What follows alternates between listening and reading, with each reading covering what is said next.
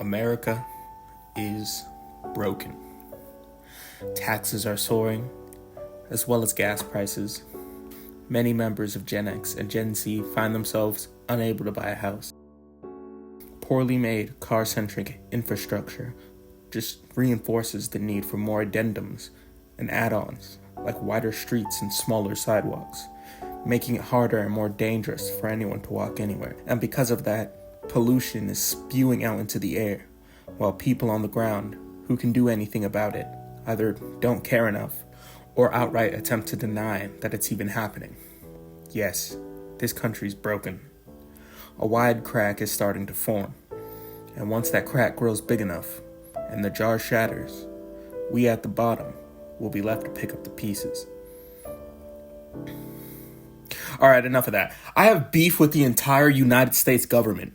First off, we have the presidential candidates, of which the last time we had to choose between a sex offender and an old dude with dementia who likes sniffing little girls. Hey everyone, I'm Joe Biden's husband. Now in this election, check this out. In this election, we get the honor, the American privilege to choose between a sex offender. Oh, but wait, he's also a convicted felon now. And the alternative? Kamala, someone who has, allegedly, locked up her fellow colored person for crimes such as having a nanometer of weed on them. Someone who probably didn't even know that Israel existed until she was hit with this question.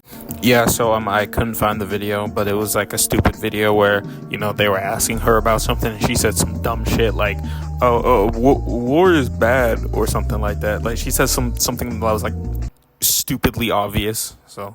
Yeah, sorry, I couldn't find the video. And if I'm being honest, do we really want our first colored woman president to be someone who steps on the back of her fellow black people to get where she is and was only slotted in because Joe Biden could drop dead at any second? Now, that's kind of disrespectful, don't you think? But my political opinions aside, I've had it up to here with this government. I'm gonna tear this shit down with my own hands, he says furiously from the comfort and safety of his own home. That's why we are making our own political party.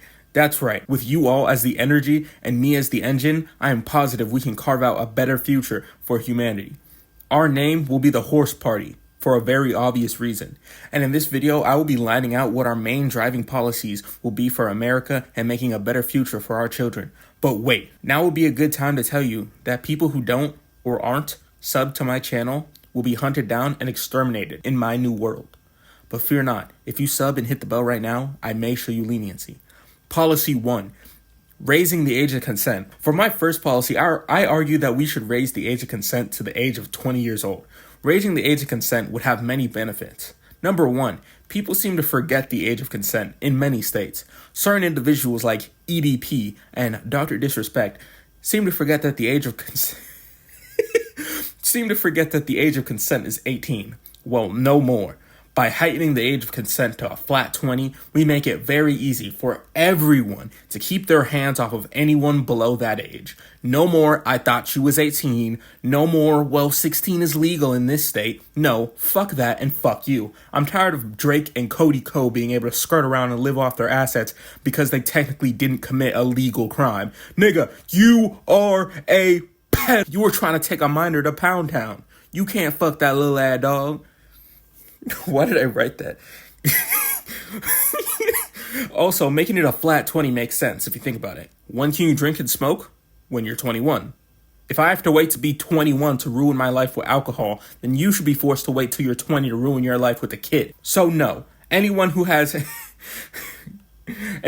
any objections can kindly redirect them to my secretary, Mrs. Paper Shredder. She will slowly and carefully take in all of your complaints. Policy 2. I am making a new rule in this country. Daily showers! I'm sick and tired of motherfucking troglodytes popping out of bed thinking they smell like dandelions and roses, actually walking out into public smelling like hot ass. A few days ago, I had a doctor's appointment, right? On the way home, when I hopped on the bus, I was smacked in the face with the most horrid, filthy stench.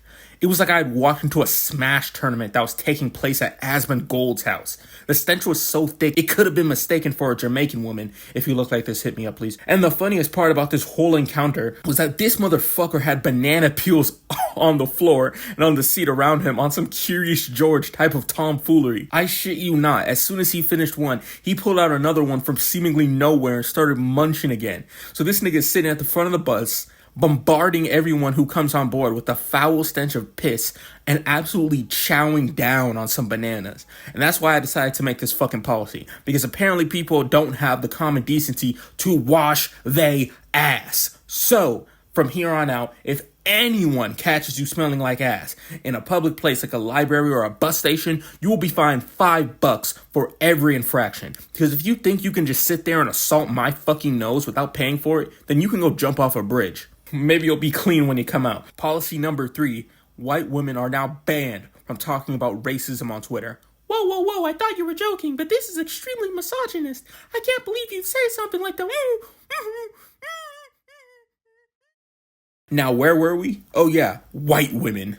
Now, some members of my audience may be offended by this, and if there are any white women in my audience, which there probably won't be after this vid, just know that you being here is already proof enough to show that you are not the intended target of this policy. You're one of the good ones, as they say. Hey, you one of the good ones. I used to think all you motherfuckers uppity. Turns out, you one of the good ones.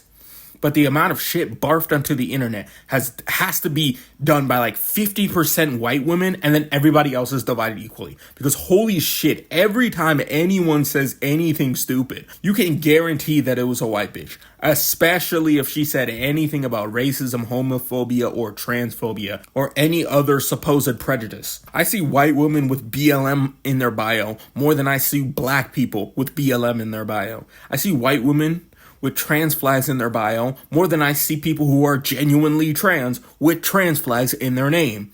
Got my homepage looking like a minefield where I click on some girl's profile and pop goes the weed. Yo, I was so fucking tired when I wrote that shit, bro. I need to start proofreading my shit. And it's not like other people don't say stupid shit. The amount of times a black dude will say some dumb shit that sets the entire black community back decades is a near daily occurrence. Black girls have a tendency to be portrayed as ratchet because you don't see the intelligent black man or black woman on Twitter. You see the niggas and bitches fighting over the last piece of KFC like animals. But holy shit, if I see one more white bitch complaining about some shit being racist when I, the person who's in the group in question, am laughing with them, oh my fucking lord, I'm going to scream. Because these motherfuckers will bring up some shit that means nothing. Like PewDiePie saying the N-word, or fucking Cleopatra saying the N-word 3 years before she was crowned queen. Like, fucking and for our last policy, I just wrote this one on the spot.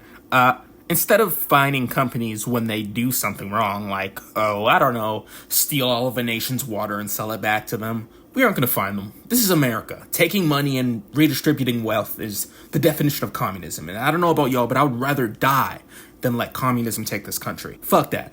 So rather than fining these companies, what we're going to do is engage in public shaming rituals for every infraction.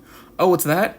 Companies are supposedly cutting prices while keeping the prices of goods in lesser developed areas higher. Doug McMillon, that's the CEO of Walmart, right? Well, for this little infraction, instead of fining you a messy $14 million, we're going to pull your pants down and give you 200 paddles like a fucking child, since that's how these companies want to fucking act. Hey Disney, you're telling the husband of a woman to go fuck himself after his wife died at your park because one of your chefs couldn't follow basic fucking instructions?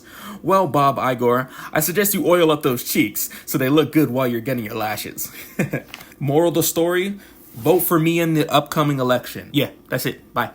Oh Allah the Almighty, Allahu Allah, protect me and guide me, Allahu Allah, oh, to your love and mercy, Allah.